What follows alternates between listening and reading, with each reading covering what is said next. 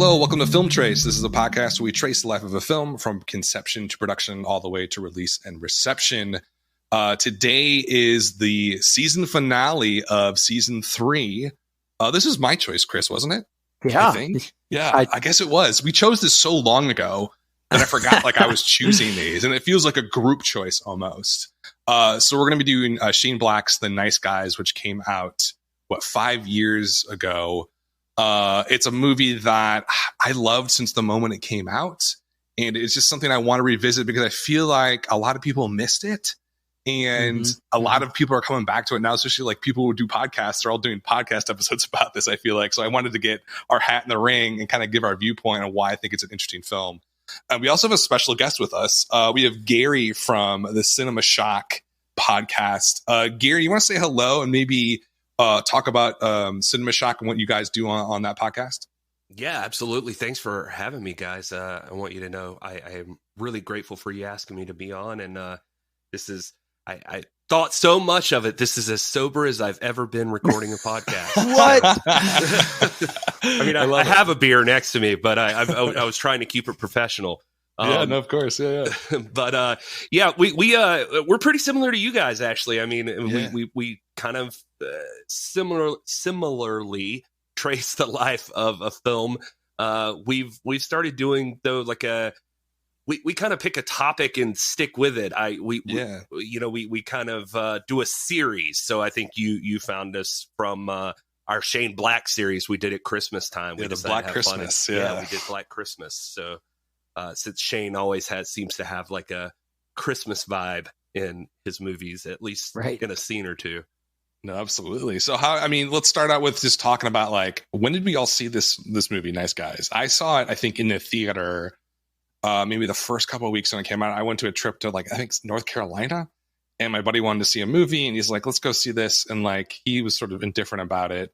I didn't know Shane Black all that well. So I didn't really know what to expect when I went to go see it. But I just love Gosling and Russell Crowe. I just flew off the screen. I thought it was a very fascinating movie. I think when I first left the theater, I was like, oh, that's pretty good. I enjoyed that.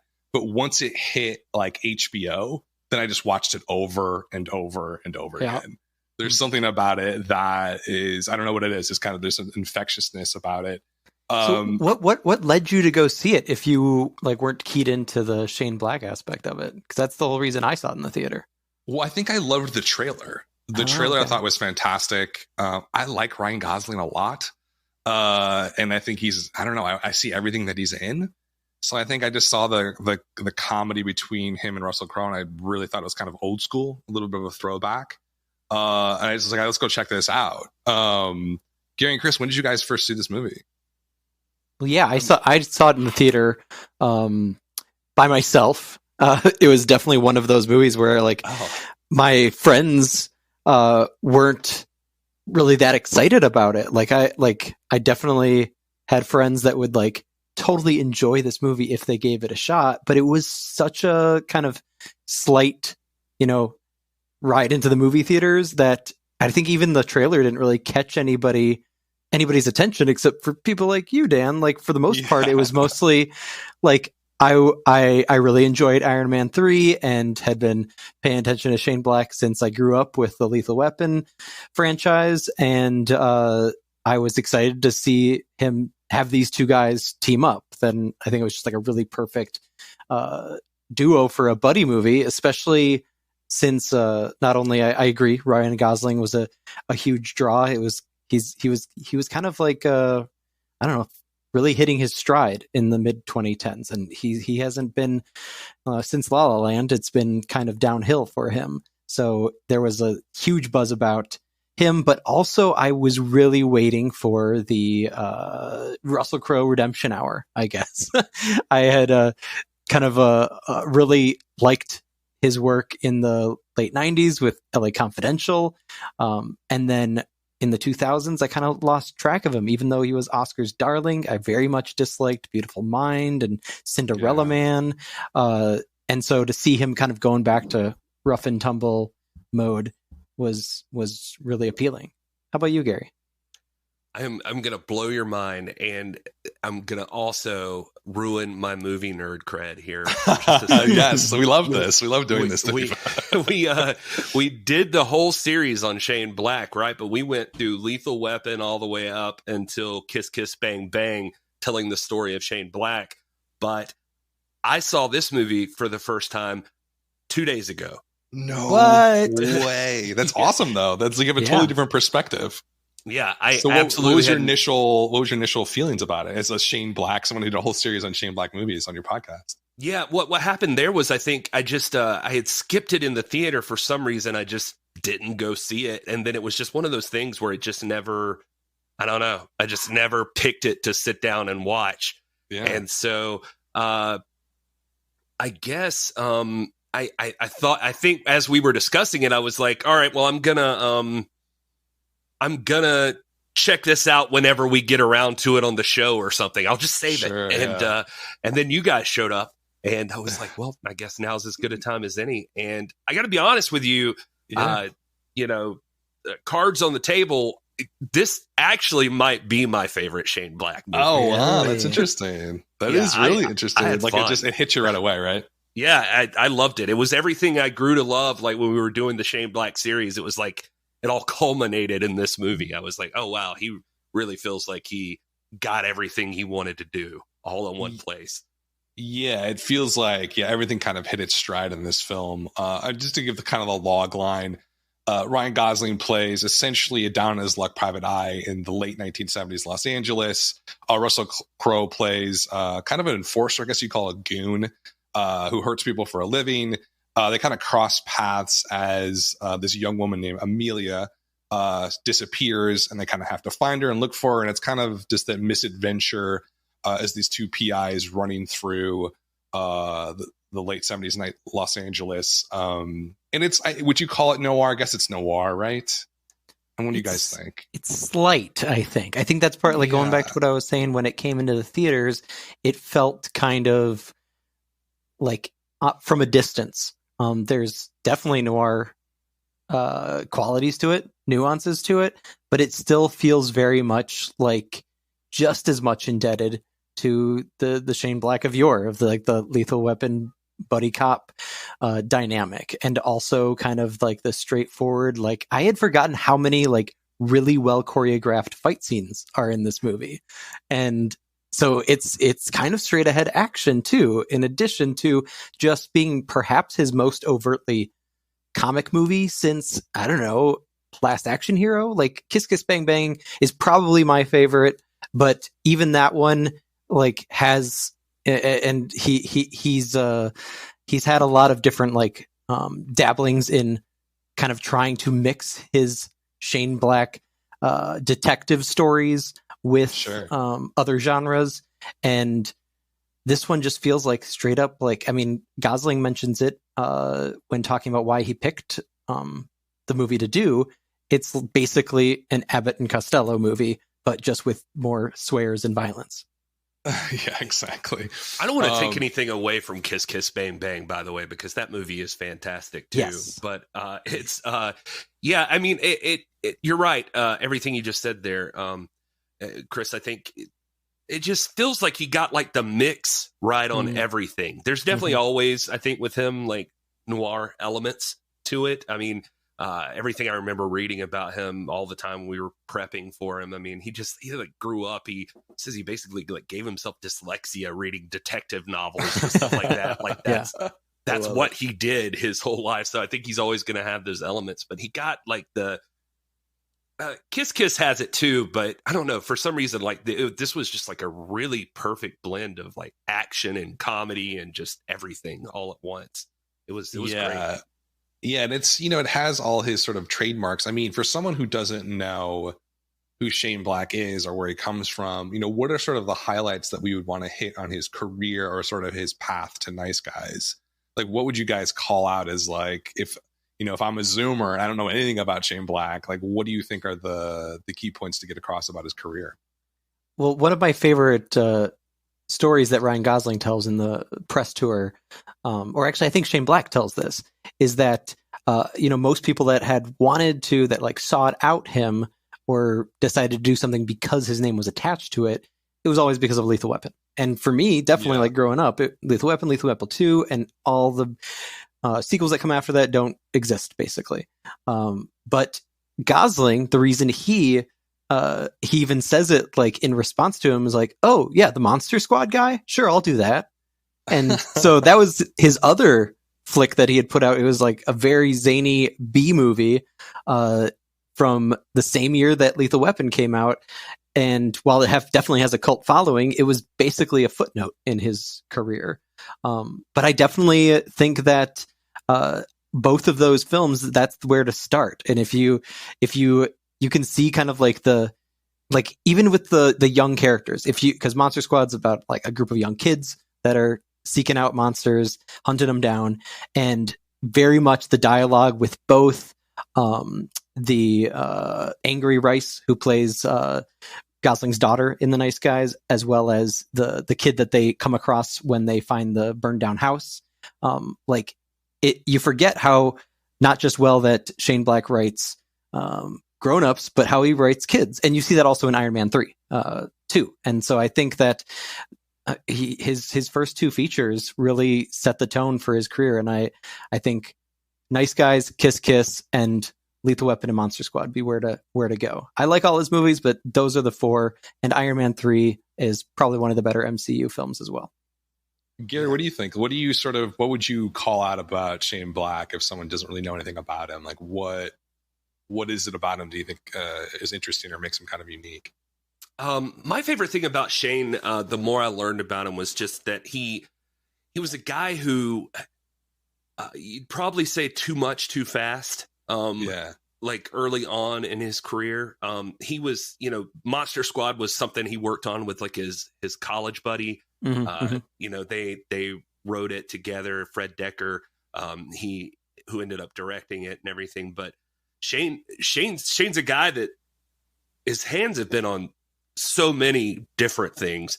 But when he wrote Lethal Weapon, and it was a time where Hollywood was just looking for something different, and they would buy these spec scripts that were just like an idea of a script.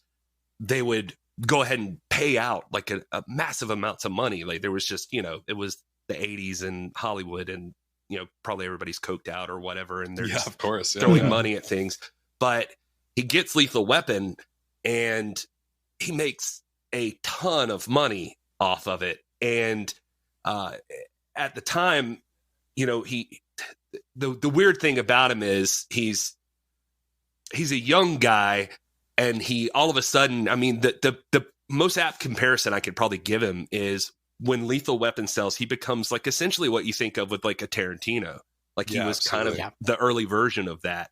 And so he was the hot name, and so people wanted his stuff. But he does Lethal Weapon. It's a hit. It's huge. And then, immediately they want to do Lethal Weapon 2. But what happens for him, and sorry if I ramble too much here. No, you go for it, man. This is good. He goes into Lethal Weapon 2, and he has an idea, and all he cares about, he's very passionate about his writing process. He writes Lethal Weapon 2, and he has to deal with it in Lethal Weapon 1. He gets Joel Silver behind him, and it works out pretty well. Things get changed. He has to accept that Hollywood does that to your script. It's frustrating. But when it gets to Lethal Weapon 2, he has Riggs, like Mel Gibson's character, dying in Lethal Weapon 2. And the studios immediately step in. They're like, you're not going to do that. You're not going to do any of this. Like, that's not going to happen because we got a franchise. No. Totally. And so he ends up in fights with them, and he learns that Hollywood's a big machine and it's going to bury him. Like, he doesn't get a say. Like, they buy a script and it's not his anymore. And he gets depressed. So then he's a very sensitive guy. So he comes across as super sensitive in a lot of his interviews. Yeah. So he disappears. He disappears for like 2-3 years, something like that, before he finally decides to give it another go. And comes back with like Long Kiss Goodnight. I think he does the acting gig in the middle of, or he gets like some smaller like script doctoring stuff or whatever. But anyway, he does the Long Kiss Goodnight, and people still remember his name, at least at this point. He makes like $4 million. Yeah, and he's not the guy who's who's like begging for it. His agents are just looking out for him because, I mean, I remember reading all the articles about Hollywood agents. I found like some old article that I dug up where he talks about just sitting in a room where his agents are like, just go home. We'll call you. We'll sit down. And these negotiations happen over hours. And they finally just call and they're just like, all right, you made $4 million. And he's like, what? That's crazy. And, but all his friends like abandon him. Like they hate him. And all of a sudden people are like burying him. They're just like, this hack, this hotshot, like this guy, like who does he think he is? He's, you know, and he's in the meanwhile, like kind of, what am I supposed to do? Say no to $4 million? Yeah, exactly. Like, what am I, you know, like they offered $4 million. And anyway, sorry, I'm running on, but he's a guy who's very sensitive to these things. He ends up burying himself in like booze and parties and the stuff that Hollywood has. But this happens to him regularly through his career. So he's a guy who, if you think back to Lethal Weapon, could have started very early on and had a ton of movies, but he makes a movie, Hollywood buries him, and he gets miserable and depressed and disappears for years at a time. And then he pops back up and nobody remembers who he is. He has to remake himself. It's a weird story with Shane Black. Yeah, no, absolutely. Like the whole like spec script market stuff back in the 90s is just so fascinating. Does that still happen today? Do people buy spec scripts for like $4 million or whatever? Like, it just doesn't seem like that has continued on at all. And then after Long Kiss, Long Kiss Goodnight, did you guys like that movie? I hated that movie. The actual result of it. Not the script was probably okay. The actual movie I thought was terrible. Yeah, and I saw it back in high school though. Right. And yeah, I haven't seen it for years, but there's good scenes. And like, once again, he knows how to pair people together. Gina Davis and Samuel L. Jackson's an awesome pairing. But it's so overwrought and super convoluted. It definitely feels like it was written by somebody who buried themselves in a lot of booze. Yeah. He got to be like, he was far enough along on that when he got to be like a producer there. So he got to keep some of the violence that he wanted in it. Mm-hmm. But, I'm the same as you guys. I was not a huge fan of Long Kiss. It's lower on my list of his movies. I don't hate it, but it's definitely not my favorite of his. And I don't know. And around that time, I mean, he ends up getting, you know, he does get to keep the violence, but like it still same deal. I mean, they end up changing a bunch of stuff about what they do with it. Seemed like he had to fight with them to even have like Gina Davis in there. I remember as we went over that one, just that, you know, they wanted like Sly Stallone at one point or something. You know, they were like, well, it wasn't going to be a girl. And he's like, it's kind of the point. Yeah, and, no, totally. To answer your question, Dan, about spec scripts, just some quick Googling finds us, of course, how lest we forget, Max Landis sold Bright for $3 million in 2016, so same year as The Nice Guys. But it's going down. It's going down a lot. And obviously, 2020 is kind of an anomaly due to the pandemic, but according to nofilmschool.com, there were only 25 spec scripts sold. Compare that to 10 years prior. In 2010, there were 55. 2011, it was 110. So it is dwindling, I think. And I think perhaps the only reason that a big sale like the Max Landis Bright script happened is because of who his father is and how much of an asshole he is. This is going to be a dumb question, but like spec script, what do we really mean by that?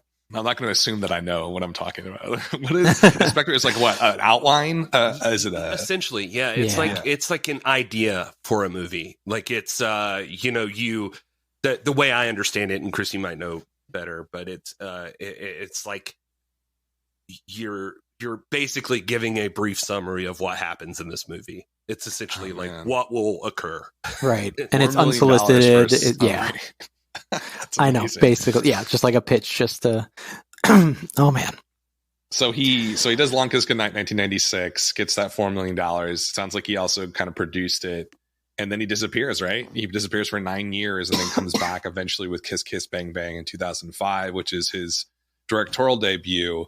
It really sounds like Joel Silver is kind of his guardian angel. Would you guys agree with that? It just seems like 100%. He's a mentor. He's He's backed Kiss Kiss Bang Bang. I think that's one of the reasons he got, obviously, Robert Downey Jr. in Iron Man 3, that whole connection. And Joel Silver backed, the nice guys, obviously. Here's a question. Does Shane Black have a career without Joel Silver? What do you guys think? Was it one of those relationships, or does Shane Black find another way? Maybe not today, but I mean, I think another key figure in Black's life in the mid 2000s, and probably the other reason that Kiss Kiss happened and his directorial career happened, is because of James L. Brooks, which is essentially the reason you have the romance subplot in Kiss Kiss. And so I think there's probably a lot of people that acted as like the guy that breaks Black's fall and helps him get back up again. And I think it's definitely Silver with the nice guys, but with a good assist of having like two of the biggest bankable male movie stars also want to sign on to it. So there's a lot, but yes, Silver is a huge component, because not only did he take care of nice guys, but he's the reason that he started back in '87 with Lethal Weapon too. Well, you can go all the way back with like Silver from the Lethal Weapon franchise. He got him the Last Boy Scout. He got him like he I mean, Silver's a huge part. Not to write off Brooks either, by the way, but I think he has a career. But I think when they got to Kiss Kiss, when that script was going around, he had options. Yeah. Or actually, maybe it was Long Kiss. I'm sorry, I can't even remember. But there was one of them. He had an option to make more money, and he went with Silver, or whatever studio Silver was working with. He went with them because Silver was there. Like, it was like a payback thing. And but he also, in these times, like when he would get depressed and drunk and everything, that's where he sought out, he saw something in Robert Downey Jr. because around the time of Kiss Kiss, like he saw the same guy who was like, dragged down by Hollywood and drugged out and all of this stuff, and needed a redemption story, and it worked. And Robert Downey Jr. even, paid him back in spades by getting him on Iron Man 3. And that opened up the world to him. Now, I mean, Shane Black, and he's probably just as busy as ever now. Yeah. One of the things about Nice Guys, and kind of a similar trajectory of just this up and down and long journey, this thing took 13 years to get made. Apparently, that's what Shane Black says. It could be just a story. One thing too to note on this, if you want to have a good time, watch the press tour of the Nice Guys, because it's literally just Shane Black, Joel Silver, Russell Crowe, and Ryan Gosling just joking with each other. The entire, like, every appearance that I've seen on every show, they're just like having a really good time. But what was interesting about one of the stories that came out of one of these interviews was that Nice Guys was originally supposed to be present day. Wasn't supposed to take place in the 70s. It was supposed to be a TV show. He pitched it first to CBS. And Shane Black basically says Standards and Practices was just going to kill it, he says. Took it to HBO. HBO is like, nope, we're not going to do it. And eventually it was Joel Silver who said, you do this in the 70s. He probably kind of brought it along and kind of championed it, which is kind of a continuous story in Black's career. So Joel's definitely on his side and pushing these things forward. And eventually this thing clicks. Why do you think the 70s took hold with the money to people here? Like, why do you think it was that setting that convinced someone to give this movie? What was the budget on this? Like, probably what, 30 million something? 50 million, which is huge. That is huge. That's a big budget for a movie. I didn't even know it was that big. It looks like it on screen. Like, it's all, the period piece aspect of it's really well done. But why do you think? Well, one, why do you think it didn't work as a TV show on CBS and HBO? HBO especially, because I think it could have worked. And why do we have this 1970s LA setting? Why do you think that clicked with the people who are going to back it? Well, I have to say that I was not surprised about the TV show thing, and I didn't catch this maybe when I saw it in theaters, because that's a different experience. But watching it home on my TV was definitely like a feeling where, like, oh, I wish I could have a mystery with these guys every week. And exactly. So when I go back and read our notes that you put together for us and see that, it's like, oh man, that'd been so rad. Maybe you weren't you couldn't quite get the star power there, though. Definitely, like, when was the first season of True Detective? Like a year later. So it year before, yeah, right around then. Yeah. So like, I mean, maybe it was just like a glut problem. Like, there's so many crime detective shows, especially with modern settings. But I do also feel like Black has this, and I think this is why he worked so well with Iron Man 3, because he has a really populist vibe to him that is very much married with like the ultra violent edginess. And so he's able to really walk this fine line. So it's like, if there was a place that would have been open to it, I feel like he would have fit more at home on, like, it sounds stupid, but like TBS or something, where like you could push standards and practices, but also still be kind of, for the masses. But I think ultimately, I mean, he's a movie guy. Yeah, he has dabbled in television, but there's a certain cinematic quality to the 70s, right? You don't have a lot. And so like, when you're able to do that, you're recalling everything from Boogie Nights to Inherent Vice, which is just a couple of years earlier. And especially with the comedy aspect, like, I think that ultimately it's good that it landed there.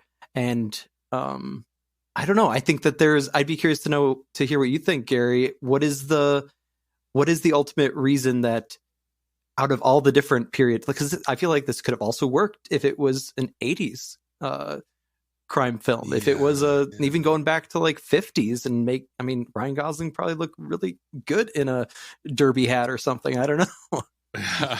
Yeah, you just stole exactly what I was thinking, man. I'm kind of on the same page on all of that. I definitely at least think this should have been, or should be, a franchise of some sort. Like, you could do sequels to this movie if you're not going to do a TV show. I hesitate with TV show, except if it were like an HBO Max thing or something, right, because there's just, he's violent, and just he's just who he is on these movies that he makes. So it feels like you'd be trying to rein him in too much to try to get him on like a network or something. But he I guess the only thing I can think of with the 70s, and it doesn't discount the 80s like you just said, is that it just felt like a time where, I don't know, it just fits the vibe, like that you would still have like a hard-nosed detective story sort of thing going on, and it could be as wild as this movie is, with just like drugs and craziness and all of that stuff. Like, it just fits the time period. And I wonder if like the pornography element was still in the concept for the modern day version, but like, I mean, I've learned so way more than I ever thought I would learn about the history of pornography watching David Simon's The Show, The Deuce. And it very much, and like, this isn't just 70s, this is 78. So this is, once again, very much like during that transition where porn is also like transcending from like subculture to mainstream. And since that's the vibe that Black fits on perfectly, it makes sense. It just feels like one of those serendipitous things where they're like, it's got to be in the mid to late 70s. And then you've got the protest element too. It's just, there's all these elements that piece together so well. It feels like, well, why wouldn't it be in 1978 at the end of the day? Yeah, it feels like it definitely has that like Hollywood chews you up and spits you out thing too, that he would have familiarity with, like, at least, especially for these like actresses and stuff that you see like around the party and and that sort of thing. I mean, he does one of the things that I think maybe one of the negative reviews that I came across. I think it was from the New Yorker. I don't think I put it in the notes though, but I was just reading it randomly. And you're talking about like shoving in all these different stories. You're talking about the transition of porn from subculture to mainstream, from film to video. This, the smog situation in Los Angeles, and like, Shane Black has these sort of pull quotes. They had sort of interviews about like what he thought about, this sort of grandiose idea that Los Angeles was sort of, this once glitzy and glamorous place, and how it became like a dime storm and gritty. why do you think it doesn't collapse with all of those different ideas? It really is like a stew of ideas. Mm-hmm. And like some of them don't really, I think, connect. Like the main plot is kind of irrelevant, right? Like the whole like catalytic converter, isn't that like this whole movie's about? Like, when you look back on it, it's like, well, yeah, I guess it is about that. But that's not why we're engaged, right? Why are we engaged? I mean, to me, it's Gosling and Crowe kind of going back and forth with each other. And then Angry Rice is phenomenal in this. Like she really anchors the movie in a lot of ways and gives it this sense of, I can't remember somebody who said that's like this sense of innocence. Like she's kind of the audience looking on these two kind of buffoons. Going back and forth, trying to figure out this convoluted, which that's where you bring in the noir stuff, right? This incredibly convoluted plot that you couldn't even understand if you watched it 100 times. That's kind of the point. It's so convoluted, you can never untangle all of it. And I think even at the end, there is this sort of, forget about it, Jake, it's Chinatown moment where it's like, they're not going to get the big people involved here, right? And the small people are going to get hurt and going to get killed. And that's just the way it is. And that's kind of definitely a noir staple. But I think, one of the things that fascinates me is that, that negative comment of this thing is so stuffed with ideas. Why do you think it doesn't fall apart? Like, what do you guys think is the reason that it kind of stays together, that it does feel cohesive, that does have a really strong rewatchability factor to it? What holds it all together, do you guys think? I mean, I think the big thing that I took out of a lot of Black's pull quotes for this movie kind of goes back to why perhaps, Kiss Kiss was his kind of turning point film. And now here he's been sober a while. And so I mean, I think this movie would have felt a lot more like Long Kiss Goodnight or even Last Boy Scout or Last Action Hero at absolute worst, if he didn't have the wherewithal to really think about all the different elements. And he's really, like you were saying earlier, Gary, it feels like almost like this pinnacle moment for him where he's pulled all of those bits and pieces that are broken in him still, or that are from his past, and then doing it with this sense of clarity. And with film noir, like that's one of the fun things about it, right? Is that it has all these convoluted elements, but it's smoke and mirrors for what is at its heart a relationship story, which is another reason that like Black has, I think, been successful, maybe more critically than commercially, but definitely artistically, is that no matter what like violent plot, joke, scatological thing is going on in the script, at its heart there's some kind of relationship that just works, it's undeniable. And the nice thing about this movie is that it does a kind of sneaky thing because it has the buddy cop element or buddy PI element. I do think it's important that these characters are not cops for a movie in the mid to late 2010s. But also, like you mentioned, Dan, the relationship between Gosling and his daughter. Like if you didn't have that relationship in the film, I don't know if I would be as much in love with it as I am. I think that's like this really well crafted element that dovetails really well with also the burgeoning friendship of Jackson and what's Gosling's character's name? It's escaping me. Marsh. Thank you. Yeah, I think what it is, man, is it's or men. It's a lot of people tried to write him off for forever with Shane Black because of the violence or because of the vulgarity or whatever. Like people are like, he's just, he's overblown and he's dumbed down Hollywood, yada yada. Yeah, here we are all this time later, and this movie like gets 90-something% on Rotten Tomatoes or something. And it's because there's more to him than that. And one of the things that I think that he's really good at, I mean, every Shane Black movie has like certain things. Like there's Christmas Somewhere. There's generally two opposite characters that meet for some reason. I mean, that at least two. depending on if you watch The Predator or whatever. But with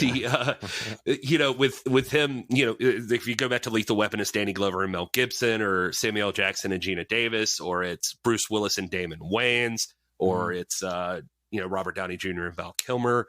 It's like he loves that aspect of it, and the part that he cares the most about, I think, always is making those people that you invest in, and like people that you wouldn't think you normally would, because he makes them pretty sleazy most of the time. Oh yeah. But make something enough likable about them that you get drawn in to see them succeed. Generally, there's always like a smart ass kid too, like Danielle Harris is in Last Boy Scout. She plays Bruce Willis's daughter. I'm gonna fail on like Danny Glover has kids in Lethal Weapon that make jokes and make funny moments and stuff like that. He likes that. He likes to show you the family side of things, and then but I remember a quote from reading about him back then. He just always said, like, disparate characters make good stories, and so that's such a good line. He loves having those kind of people come together. For some reason, they're drawn together, and people that might not normally get along, and without saying too much, gets you everything you need to know. Like Russell Crowe, he's Healy or whatever. Like, he's this like tough guy, has a code of honor. I always loved that about characters. I don't like, even if it's not exactly correct in the way that he views the world, but he has this like code that he follows. And Marsh is this guy who's just down on his luck, and he has a daughter who's worried about him, who thinks he's a failure and wants him to get back right, but he's just kind of waiting on something to happen. And he's actually got like an ability to be a detective, but he's just like drunk all the time. He's almost like in like Dr. Sleep, when like Danny's like just drunk all the time so he can hide The Shining. Like Ryan Gosling's doing this with his detective abilities. Like he's just failing, like just hoping something changes about his life without doing anything. And then these guys just like get thrown together to make something happen that makes them both, I don't know. I feel like you get behind them. And so the rest of the story is just, it's all filler almost, to like, you're just like, you want to see these guys succeed. And then at the end, they kind of come together, right? There's the ad for the joint detective service, and sort of, it's kind of like a marriage at the end of comedy, right? It all works out in the end. Yeah. What's interesting too, like, I think one of the most interesting things about this film, and one of the reasons that I chose it, was the reception to it. And, it gets released in 2016 in May. Like, is this a summer movie? I mean, this does not come across as a summer movie to me. But gets put out May 20th, 2016 by Warner Brothers. This is a big release. That's one of the things I remember about this too. There was a lot of advertisement, and, only does 11 million on its opening weekend, ends up getting $60 million worldwide, which sounds pretty decent, but it's not on a $50 million budget. No. And I guarantee you the marketing budget for this domestically alone was $30 million. So like, you're talking like, this thing did not make hardly any money and probably lost a little bit for Warner Brothers. Despite the critics loving it, 91% Rotten Tomatoes score, 89% from top critics. Metacritic's a little bit lower at 70, but those I think are all pretty good scores. Rotten Tomato audience score is 79%. And I think the most telltale survey result here is sort of that opening night audience, which is cinema score. They only do a single poll on that one showing opening night Friday night. It's like 12 selected markets, 14, something like that across the country. But that's where you really get an idea of what the average viewer who showed up opening night thought about this. A B- for Nice Guys, which is not good. A movie like this, you would expect at least a B+ to sort of have a good performance. And you really want like an A-, but those are somewhat rare. So something did not click with the marketing, with the time that it opened, with the audience that showed up opening night. What do you guys think why did this not pop off like it could have, you think? Because I'm an a-hole and I didn't go see it. It's solely Gary's Who are you fault. to talk, Gary? But I'm really curious about it, because this is why I'm so fascinated by this movie, is that I think there's, and we've talked about this, there's a lot to love about this. Yeah. There's so much to love about it. And I've watched it so many times over the last 5 years. Why didn't it pop off? Why didn't it click with the general public when this came out in 2016? You know, it was a very strange beginning to that summer, I remember, because that was also Independence Day Resurgence coming out and bombing. Gross. And like there was like it was Retread City, first of all, but then also you had obviously the sequels and Dawn of Justice and live action Jungle Book. So like we are deep in the throes of like regurgitating nostalgia that fails and regurgitating nostalgia that dominates. And there's no place for a movie like The Nice Guys in that realm, unfortunately. I think that also just coming back to like how I reacted watching it on the small screen for the first time since I saw it on the big screen, it's like that was also very much a time when people wanted their detective stories weekly and bingeable. And, you know, there's so many crowd pleasing elements in this film that you would hope that there would be some kind of market for it. But I really wonder, like, if it was a TV show and you did have bankable stars and a service that, you know, put some elbow grease into promoting it, if there would have been more of a way through for Shane Black. But also, it's like it doesn't even matter because the guy's got a million guardian angels like Robert Downey Jr. that plucks him to do Iron Man 3.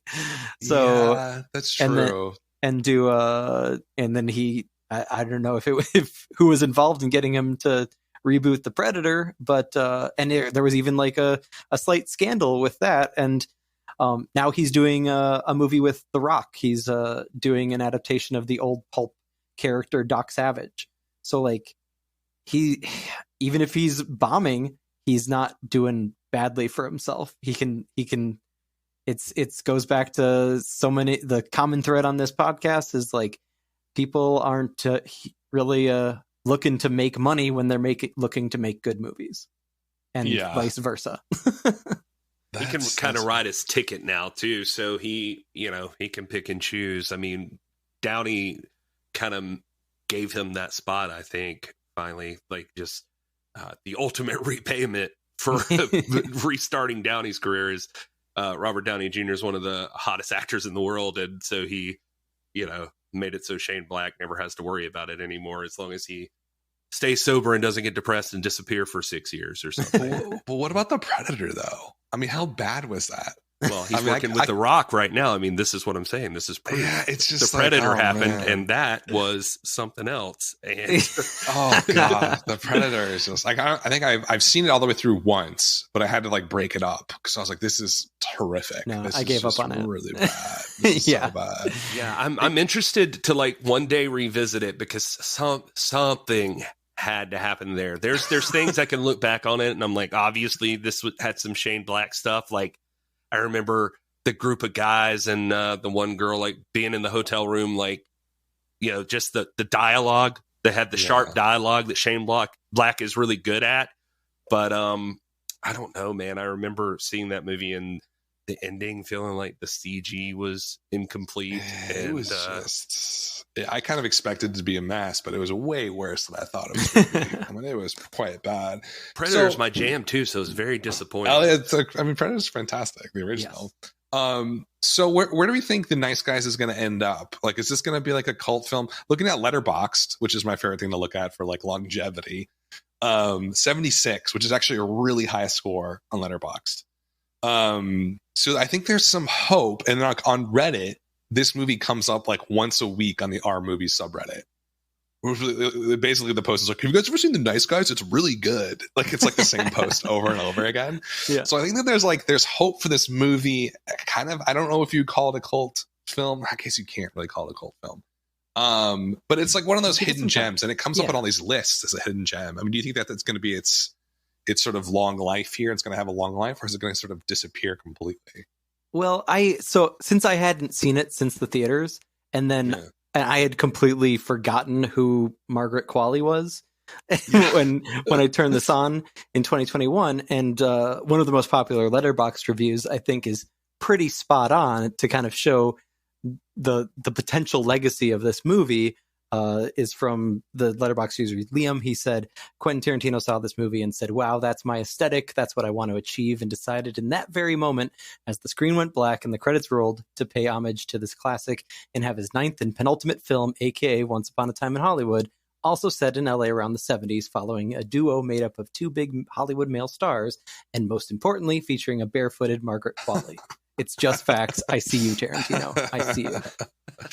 That's good. That's good. I mean, it feels like this was a layup for Tarantino. And that is clever. I mean, now that you put it all out there, it's, I just watched that last night again. Once Upon a Time in Hollywood. It's like one of my favorite movies. It's ridiculous. I don't know what's wrong with it.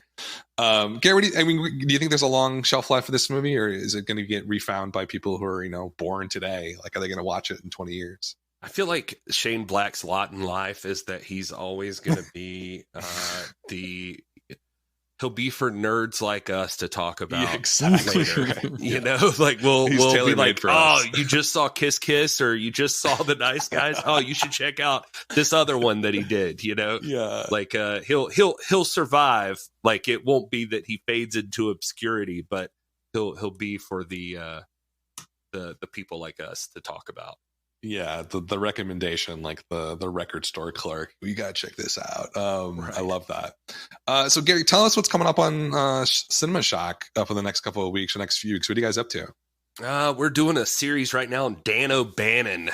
We were originally going to call it Hollywood's Secret Weapon. I forget what Justin ended up naming it now, but it's Dan O'Bannon. If you guys don't know him, he came up through school or through college with John Carpenter and worked on his first movie there. But he's another one of those guys, a writer who had his hands in everything. I mean, he wrote. He's responsible for Alien, and we just covered that. We just covered. God, what did we just cover? It just blows my mind. Dark Star. We did Dark Star. Yeah, we did like a Alien was too much. We did like 2 parts on Alien just because it was a perfect film. That's why. Yeah, because it was a lot to cover. And coming up, we've got he ends up going into directing, not unlike Shane Black. Like, he gets into Return of the Living Dead, which is a cult favorite. So much fun. I freaking love that movie. Yeah, he's all over the place. So. Dan O'Bannon is the man. He's one of those guys that never fully gets the credit he deserves, and nobody quite knows his name except for, again, nerds like us. So absolutely. Well, Gary, we appreciate you coming on, man. You've been a great guest, and anybody who's listening, absolutely check out Cinema Shock. It's a phenomenal podcast. Chris, what do we have? What do you have coming up here? This is the season finale. So what are we doing for season 4? When are we coming back? Oof. Yeah, we're going to take a little bit of a break, cool off a bit, and return just in time for mid-May and the premiere on Netflix of Zack Snyder's Army of the Dead. Which I guess I selected. Is that fair to say? This is, once again, I feel like our premieres and our finales are kind of foregone conclusions. This is just a movie that seems perfect for breaking apart how was it born, and then we will definitely be paying attention to how it winds up getting released and received, especially now that we've had the great rehabilitation of Zack Snyder in the age of the Snyder Cut. I feel terrible for choosing that now. It's going to be a disaster. Thanks for listening. Definitely check out Cinema Shock. We'll be back in about a month with season 4 of Film Trace.